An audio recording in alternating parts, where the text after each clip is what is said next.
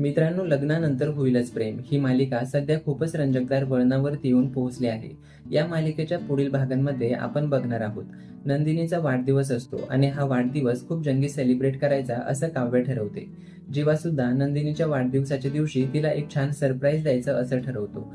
नंदिनीच्या वाढदिवसाचा दिवस उजाडतो आणि सेलिब्रेशन सुरू होतं आणि नंदिनी केक कट करू लागते. काव्य ही नंदिनीला एक छानशी विश मागायला सांगते. एवढ्यात जीवा आता त्याच्यासोबत एका मिडल एज्ड मुलीला घेऊन येतो. आर्या सामंत असं त्या मुलीचं नाव असतं. आता जीवा हा हळूच नंदिनीच्या कानामध्ये येऊन सांगतो, आपलं बाळ पोटात वाढवण्याकरिता आपल्याला एक सरोगेट मदर मिळाली आहे.